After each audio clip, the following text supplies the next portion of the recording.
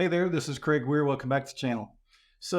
Partial Roth conversions can be a really powerful tax strategy for a lot of people, especially those who have really significant IRA balances or maybe other tax deferred retirement assets. Partial conversions, as I'll define them here, is where you're really implementing a very kind of slow and steady approach to doing Roth conversions, like the top of the tax bracket or the top of the Medicare threshold or something like that. So I have a rundown of the kind of the traditional advice regarding the pros and cons of doing partial conversions I want to share with you today.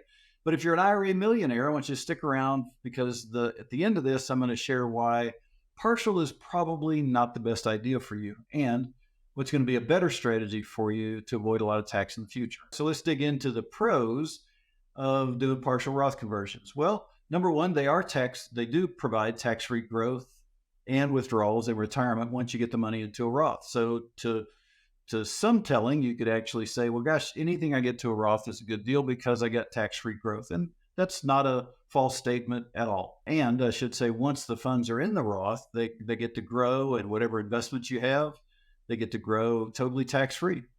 And that can really have a significant decrease in your tax burden in retirement because you're going to get rid of some RMDs, some required minimum distributions that are going to cause taxation for the rest of your lifetime. So a second pro would be you get kind of control over your tax brackets if you do these small partial Roth conversions. So by only converting a small portion of your IRA every year, you can stay within a specific tax bracket. You can avoid the tax bracket bump that could result from doing a big full conversion.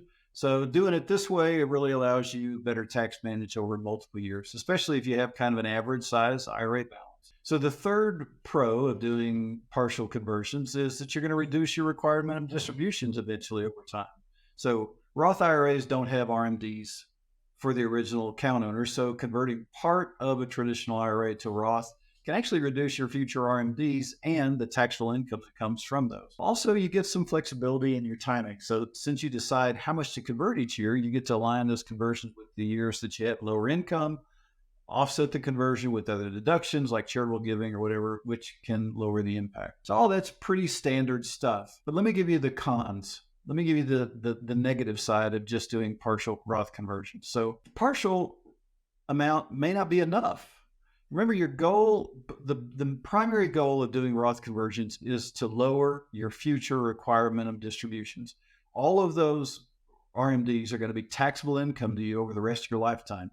That partial may not offset those gains that every year in your balance to actually lower your balance. So you might just pay more tax every year through doing these smaller conversions, and you still don't lower your balance. We see this a lot from people who start off kind of doing it themselves, and they get 3 or 4 years into it, realize, hey, I'm not making any headway here. I'm not going to accomplish the original goal. Doing these partial, smaller conversions typically leads you to really just simply having that extra tax cost every year, but not really accomplishing what you're trying to accomplish. The other big one, the second and the final kind of negative of doing these partial Roth conversions is you're going to potentially have higher Medicare premiums for a long, long time. So when you convert too little of your IRA balance, it actually could push your modified adjusted gross income into some of these thresholds each and every year so that you always have Medicare premiums than if you'd have been more aggressive. Now, I know a lot of people watch those, but some people are unaware that that's a big deal. But doing the small conversions every year